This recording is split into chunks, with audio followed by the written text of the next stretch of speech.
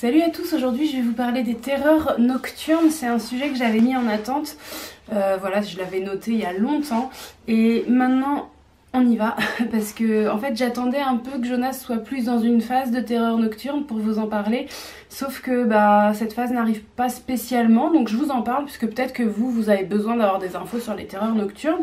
Avant de démarrer à parler de la terreur nocturne en elle-même, je voudrais juste faire un petit point sur le sommeil. Peut-être que vous savez déjà, mais c'est un rappel. Au début du sommeil, on somnole un peu. Après, on arrive dans un sommeil qui est assez lent. Puis, on arrive dans un sommeil qui est plus profond, qui est vraiment massif. Et puis après, on va dans un sommeil paradoxal pendant lequel on bouge pas trop. Et par contre, notre activité cérébrale est très très importante. Parfois, c'est les moments où on peut voir les yeux qui bougent sous les paupières. Voilà à peu près les phases du sommeil. Il faut savoir que la terreur nocturne, du coup, pour la situer, elle va arriver plutôt dans le début. Sommeil lent ou sommeil profond, plutôt sommeil profond parce qu'en fait, quand elle arrive, souvent c'est que ce sommeil profond a été rallongé pour différentes raisons. Donc je vais vous en parler juste après. La terreur nocturne, si on l'appelle terreur, c'est parce que c'est vraiment quelque chose qui terrorise l'enfant. Donc vous allez assez facilement la voir parce que votre enfant va être dans un état dans lequel vous l'avez peut-être jamais vu. Il va souvent hurler, souvent être dans une espèce de transe, pas réveillable. Vous voyez qu'il n'y a pas de... Si vous allez auprès de lui, vous allez peut-être remarquer qu'il n'est pas tout à fait conscient que vous êtes présent. Et puis vous allez peut-être voir aussi qu'il réagit pas bien si vous essayez de le prendre dans les bras. Enfin voilà, il est vraiment dans sa bulle en fait quand ça arrive. Il est complètement paniqué, complètement agité. Vous vous sentez complètement impuissant. Et ça peut durer... Des fois, moi, du coup, je peux en parler pour Enzo, puisque c'est arrivé pour Enzo. C'est vrai que ça durait pas trop longtemps, mais ça me paraissait une éternité. Moi, ça durait plutôt dans les 30 secondes, quoi. Et j'agissais quand même parce que j'arrivais pas à rester inactive. Mais normalement, du coup, on conseille de pas faire grand chose. Moi, je le prenais quand même au bras, même si, franchement, je suis pas convaincue que si je l'avais pas pris, ça aurait pas été pareil, en fait. Parce que quand je le prenais au bras, il continuait à être tout à fait en panique, ça changeait rien du tout.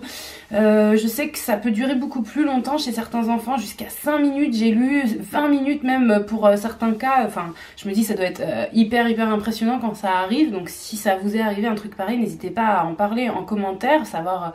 Voilà, qu'est-ce qui s'est passé? Est-ce que c'est une fois? Est-ce que c'est plusieurs fois? Est-ce que c'était un jour spécial où il s'était passé des trucs qui vous semblent expliquer ça? Enfin, en tout cas, je pense que ça doit être assez impressionnant. Sachez quand même que ça arrive pas à tous les enfants, donc peut-être que vous le connaîtrez jamais avec le vôtre. Moi, je vous dis, Jonas, là, du coup... On est quand? Il vient d'avoir 15 mois.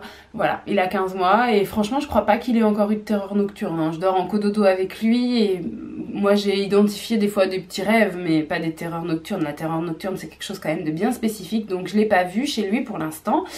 Sur les enfants qui sont à peu près de 2 ans, en général, il y en a à peu près 1 sur 17 qui va le faire. Donc vous voyez, c'est pas tant que ça quand même. Hein. Je pense qu'il faut vraiment un environnement...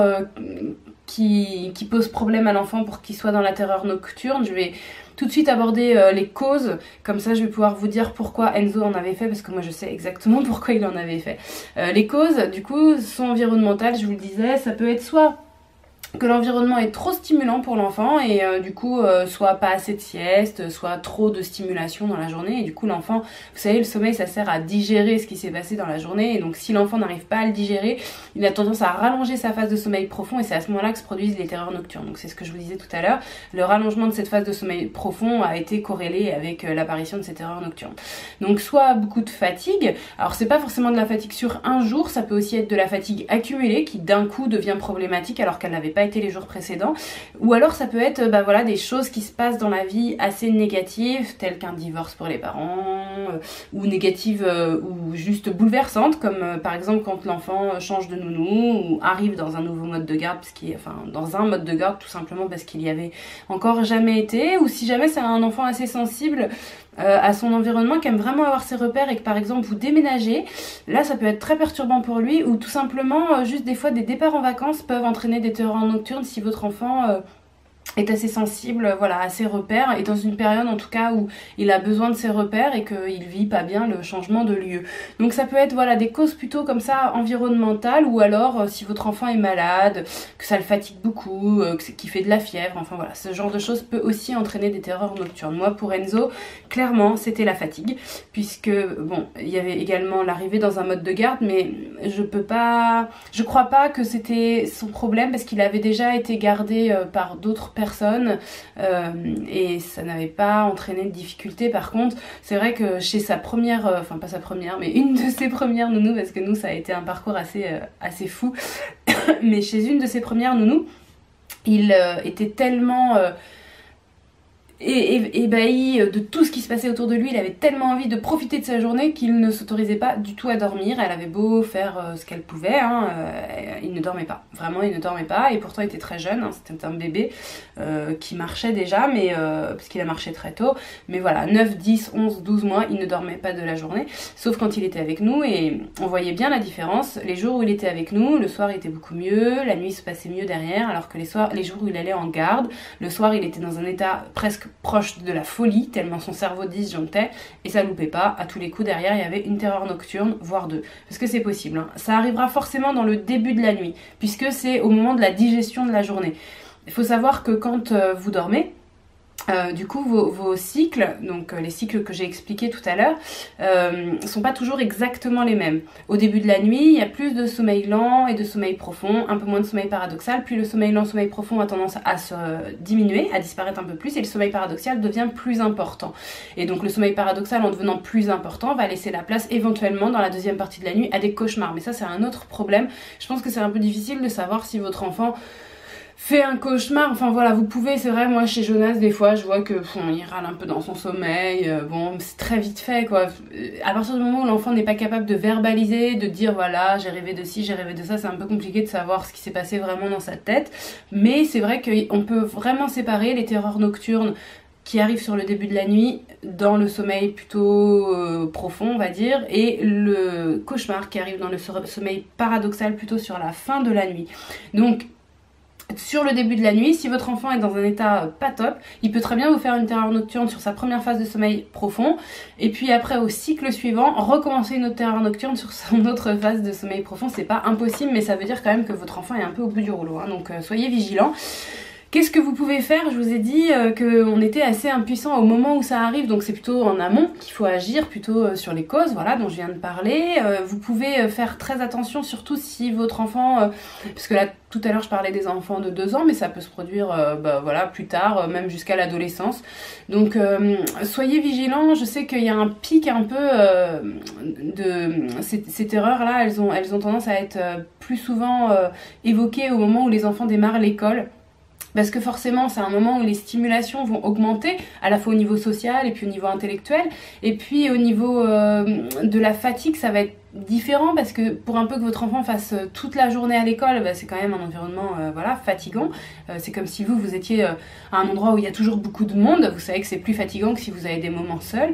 Et puis est-ce qu'il va faire ses siestes correctement à l'école, avec l'intégralité de sa sieste? Souvent dans les écoles ils réveillent les enfants voilà, à une certaine heure, parce que c'est une heure où il y a des enfants qui partent. Donc si le vôtre reste en périscolaire par exemple, après la sieste, sachez que peut-être il aura démarré sa sieste un peu tard et puis été réveillé, et on vous dira oui il a dormi, mais peut-être qu'il n'aura pas dormi aussi bien que s'il avait dormi sa sieste à la maison comme sur un week-end. Et sachez que ça pourra donc lui apporter de la fatigue, et que si le soir vous trouvez qu'il n'est pas au top, c'est pas forcément qu'il le fait exprès, enfin qu'il vous en veut de l'avoir laissé ou quoi, c'est peut-être juste que son cerveau est vraiment fatigué. Et si vous voyez des signes de terreur nocturne, ça vous confirmera cette hypothèse que votre enfant est vraiment fatigué. Donc essayez tant que possible de vraiment faire des siestes à votre enfant sur les moments où c'est possible, tant qu'il en a encore besoin. Il faut être vigilant avec ça, parce que parfois ils ont plus trop envie, mais ils en ont quand même besoin. Donc il faut essayer de discuter avec eux quand même quand ça les met mal derrière, c'est important. Et puis c'est aussi parfois l'occasion de réfléchir au niveau de stimulation justement qu'on donne à son enfant, est-ce qu'on n'est pas dans trop de stimulation, donc même sur les jours où il est avec nous, hein, est-ce qu'on n'est pas, est-ce qu'on lui laisse bien des moments de pause intellectuelle, est-ce qu'on le laisse s'aérer en extérieur, avoir du jeu libre, c'est-à-dire que vraiment il puisse être en autonomie et pas forcément toujours avec des consignes, est-ce que il a le temps voilà, de faire les choses à sa vitesse, parce qu'il faut bien se souvenir que les enfants sont quand même plus lents que nous et on est toujours à leur dire dépêche-toi, dépêche-toi, dépêche-toi, dépêche-toi, et le problème c'est que bah voilà, si jamais ils essayent de suivre le rythme mais qu'ils n'y arrivent pas, ça peut se manifester comme ça. Et puis l'autre chose que je voulais vous dire, c'est que sur à peu près la période entre 2 et 3 ans, il peut y avoir aussi l'apparition de peurs qui sont en rapport avec la peur du noir, mais ça j'en reparlerai quand Jonas sera dedans, parce que je pense qu'il va y passer voilà, comme tous les enfants, et du coup j'essaye de caler mes vidéos plutôt sur ce que Jonas vit, donc là j'en parle pas tout de suite. En tout cas sachez que si c'est en lien avec voilà, une peur de l'obscurité, etc., à ce moment là vous pouvez aussi tout simplement allumer une veilleuse. Il y a plein de parents qui allument une veilleuse soit au moment de l'endormissement, soit carrément toute la nuit. Il y a des enfants quand ils se réveillent dans la nuit qui sont très rassurés de voir qu'il y a de la lumière. Après, j'aurais tendance à penser personnellement que ça aura plus d'incidence sur les cauchemars, puisque c'est plus de l'ordre du raisonnable, alors que la terreur nocturne, elle est vraiment de l'ordre du cerveau qui disjoncte. Mais admettons quand même que si l'enfant s'endort, qu'il a déjà eu une journée difficile et qu'il s'endort dans un état de stress parce que le noir l'angoisse, peut-être que quand même ça va favoriser l'apparition d'une terreur nocturne derrière. Donc si vous demandez une veilleuse, surtout fournissez-la lui, ne l'obligez pas à rester dans le stress.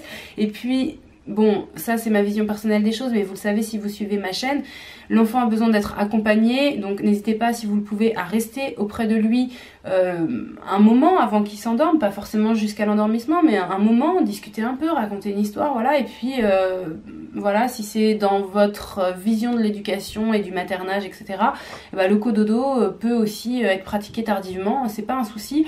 Il y a pas mal de populations qui pratiquent le cododo jusqu'à à peu près 5 ans, voire même des fois plus, mais bon, ça c'est moins commun on va dire, mais il y a pas mal de populations qui pratiquent le cododo jusqu'à 5 ans sans que ça soit du tout un problème dans des pays tout à fait civilisés, tout à fait modernes, donc voilà.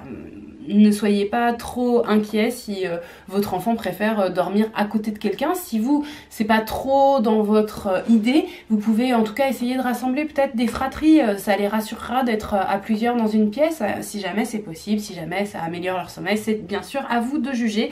Et enfin, le dernier point, c'est ce que vous allez faire le lendemain. C'est pas la peine de reparler à votre enfant de ce qui s'est passé, puisque tout ça a été complètement inconscient pour lui, il ne s'en souvient sans doute pas, et ça pourrait être tout à fait anxiogène pour lui d'aborder ce sujet en fait, parce que vous allez lui dire qu'il s'est passé quelque chose dans la nuit et ça peut générer un petit peu de stress. Voilà, j'espère que tout ça vous aura éclairci. Nous pour notre part avec Enzo, on était assez démunis à l'époque, j'avais bien identifié que c'était des terreurs nocturnes, j'avais bien identifié qu'il était crevé, je ne savais pas quoi faire. Ce qu'on a fait tout simplement, c'est qu'à un moment on a eu l'occasion de changer de nounou, on en a changé, il a réussi à dormir chez elle et les terreurs nocturnes ont disparu. Voilà, tout simplement c'était assez simple, ça a résolu, le fait de changer de nounou franchement pour notre enfant ça a résolu tous les problèmes, et je regrette, a posteriori bien sûr, je regrette de ne pas l'avoir fait plus tôt. Mais voilà, en tant que parent, parfois on se dit bah oui, ça doit être normal, c'est peut-être mon enfant, de toute façon ça serait pareil ailleurs, etc. Posez-vous quand même un peu de questions sur ce que vous pourriez améliorer, peut-être tenter des choses si vous avez des soucis, parlez-en en tout cas, voilà, peut-être pas avec votre médecin si c'est des épisodes ponctuels, mais au moins avec vos amis, ou, enfin voilà, des personnes bienveillantes autour de vous qui pourront peut-être vous donner des bonnes idées, et puis bah, continuez à suivre la chaîne si tous ces sujets vous intéressent. Je continue mon rythme de publication le lundi et le jeudi de vidéos, donc sur un petit peu tout et rien en rapport avec la parentalité, en tout cas en rapport avec des choses qui m'inspirent et qui voilà, j'espère vous apportent des petites bribes d'idées, de choses pour vous aider dans votre quotidien. Si cette vidéo là vous aide, vous a plu, etc., vous n'oubliez pas mon petit pouce j'aime, et puis ben, moi je vous dis à très vite pour une vidéo.